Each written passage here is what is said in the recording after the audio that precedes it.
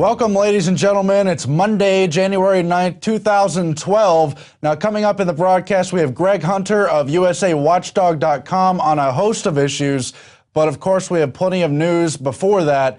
Now, we know this is a kept nation. We know all the rules are broken. We know wars are planned and politics is rigged. But is now the time for the Iran war? There are a number of troubling indicators, and Kurt Nemo has issued an alert to look out for World War III. And of course, there's a lot of reason to believe that. Here in this busy graphic, you can see some of the indicators. War in the Middle East now appears imminent as the U.S., Britain, the European Union, and Israel put the finishing touches on an embargo against Iran, a de facto declaration of war with warships steaming toward the Persian Gulf. But that's not all. Of course, we have the recent U.S.-Israeli war games in the Persian Gulf. We have Iran with its war games, an announcement of more war games, including to shut down the Strait of Hormuz. We have Britain sending in warships. We already have Russian warships in the area, French and Russian warships off the coast of Syria, according to Debka file. And we have the statements from Ron Paul that sanctions are the first step towards war. Now, is he right? Let's listen to the quote. Sanctions were the first step in our wars against Iraq and Libya, and now more sanctions planned against Syria and Iran are leading down the same destructive path Ron Paul warned. But of course, no one wants to listen to Ron Paul when there's a war they could have, so they'll probably be leaning towards a kept political puppet. Oil prices are also rising along with tensions, now headed towards 113 a barrel, and many experts predict the prices could be well over 200, 250, 300, even 500 if the Strait of Hormuz was blocked or if a war went hot. Of course, there's a whole covert war against Iran going on in the background. Why? Because there's a hit list against Iran. It's on the globalist hit list. The question was how and when, not why or if there would be a war with Iran. So that's why I stress, is this the time? Now, you also have the Iranian missile-based propaganda. You see that today in the Associated Press. Iran nuke work at bunker is, quote, confirmed.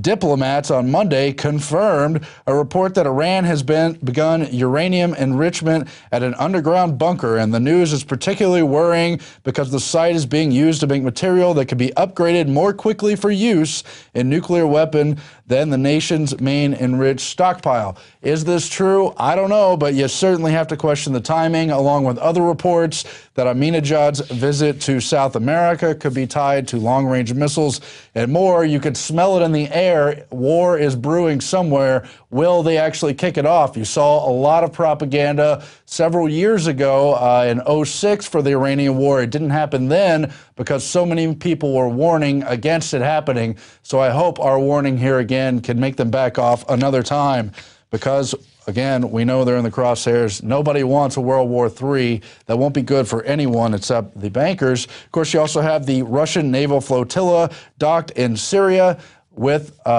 an undermining effort, of course, going on in Syria as well. Al-Qaeda operatives and others staging the coup in that country on top of everything else. The port call is aimed at bringing the two countries closer together and strengthening ties of friendship. The official SANA news agency quoted a Russian naval officer concerning their ships outside of Syria. Meanwhile, you have the rigged political game as the Republican primaries are underway. The first official primary vote tomorrow in New Hampshire on the heels of the Iowa caucus, where Ron Paul finished third but had an essentially statistical tie for first in terms of the delegates that were won at that event. Now, the whole deal leading into New Hampshire is we see a brand new wave of prostitute interruptions and circus and media claims of putting Ron Paul in a bad light just the day before the vote, with him in second place. First of all, you have this incident earlier that you're seeing video of where the cameras surrounded Ron Paul when he was at a meet and greet. He was supposed to meet New Hampshire primary voters. Instead, they packed the house with a bunch of high school students from Massachusetts, and the press gang wouldn't allow him to reach the voters. Then when he left, the media spun it and tried to act as if it was Ron Paul refusing to reach out to voters. One woman in particular became irate, started screaming at Ron Paul and claiming he had promised to meet with their mother. Apparently, some reports indicate a staffer or something had given the woman reassurances. Ron Paul himself wasn't in position to talk to these people and pretty much had to leave the event. But that didn't stop The Hill from saying media mob chases Ron Paul from campaign stop in New Hampshire. And quoting heavily from a French candidate who shouted at Ron Paul, called him a demon, said, "We have you surrounded. We are the media." A man wearing a boot on his head and dressed as a wizard, according to some reports. Meanwhile, the New York Times reports in the caucus that Ron Paul cut off CNN again. About a week and a half ago or so, you saw a contrived report where Ron Paul supposedly stormed out of a CNN interview where they asked about the newsletters. They edited the tape to their own liking to put him in a bad light. Now, again, from this event this morning where he was surrounded by the press, Dana Bash from CNN was supposedly a few feet away, and Ron Paul essentially became angry and refused to give an interview, though he did apparently give an interview to Fox News. Then you have CBS today, another of the branch of prostitutes who blatantly excluded Ron Paul from their coverage, showing a new poll from Suffolk University where they accidentally, for the 50th time, omitted Ron Paul from poll results in these prostitute media channels, the so-called mainstream media. They show Ron Paul with a hefty 43% lead, and then Gingrich, Huntsman, and Santorum all in single digits. Now, they are trying to anoint Mitt Romney, as many have pointed out, but they also presumably want to keep Ron Paul's name out of the headlines so he's not able to gain momentum because he's the only anti-war candidate. And as we've just shown you, they're gearing up for a war big time, and you know Obama, Romney, or any other creature is only going to back up that war, whatever they may say publicly. Now we have a clip from CBS regarding how he was left out of the poll. I'm really here for one reason and one reason only. And that is to make sure that we make Mitt Romney the next president of the United States of America.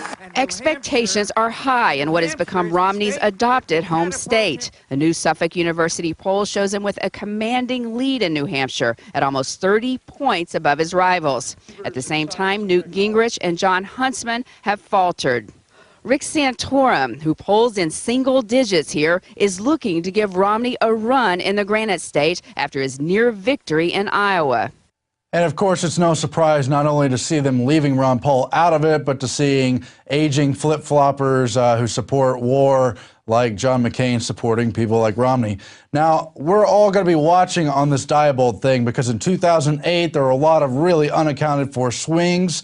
For instance, Hillary Clinton ended up winning in 2008 by 3%, even though she was down 13% in the polls, an unexplained 16-point swing.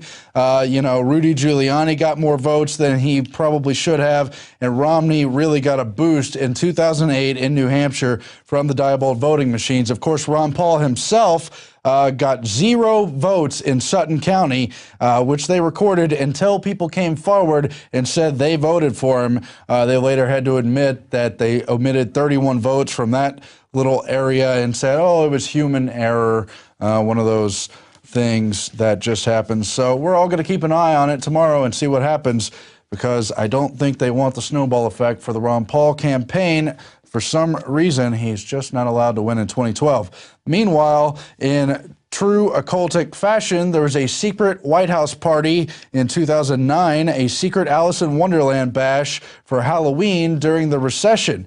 Now, they had a much more humble Halloween festivity that was covered by the media with school children that day from the Washington area. But then after that, they had a secret party hosted by Tim Burton and Johnny Depp, where they dressed up like the characters from the Alice in Wonderland film, and they drank blood vials filled with fruit punch at the bar, and the whole thing was very macabre, and the children of Obama were there and everything. It was a very plush party, all while the White House were nervous that the party might be covered in the press because a splashy Hollywood party would look strange to jobless Americans while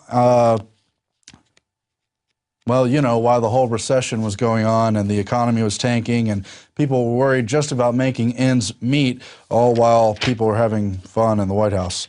But I'm sure that's the least of it. But nonetheless, an interesting story there with the Mad Hatter and all. Scientists create silkworm spider hybrid that spins super strong silk. Of course, we've already reported on spider goats, genetically modified goats with spider silk put in them. Now they have genetically modified silkworms spliced in with the stronger spider silk.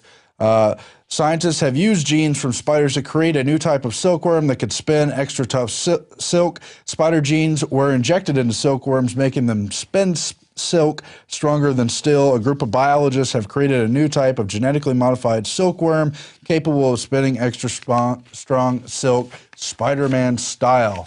Now, the problem here is things are going to get carried away really quickly. We also had this report this week of the monkeys created from 6 different parents, spliced together chimeras. You also had the army ants where they re-engineered the already existing DNA to create new super ants with giant heads. And that's just the stuff they talk about publicly as they talk about creating human-animal hybrids to harvest clones from, and a whole lot more. Who's watching this? Is anyone regulating this for potential dangers, or is it just all to make body armor silk for the military-industrial complex because spiders can't be handily bred because they are too aggressive to each other in captivity? Well, something to think about, and we'll continue to watch that in the future. Meanwhile, a story on the New Jersey mayor who wants to pay you $1,000 to report illegal guns and destroy the Second Amendment. Brandon Smith of Alt Market reports there's nothing more disgusting or detestable than a citizen informant. Without citizen informants, tyrants could never retain the kind of power they wield. In fact, without citizen informants, totalitarian movements would never gain traction. But of course, this is why every functional oligarchy throughout history has implemented programs designed to encourage the development of common spies using the promise of monetary reward or collective recognition. An innocent man who's disarmed by dictators. War in the Middle East now appears imminent as the U.S., Britain, the European Union, and Israel put the finishing touches on an embargo against Iran, a de facto declaration of war, with warships steaming toward the Persian Gulf.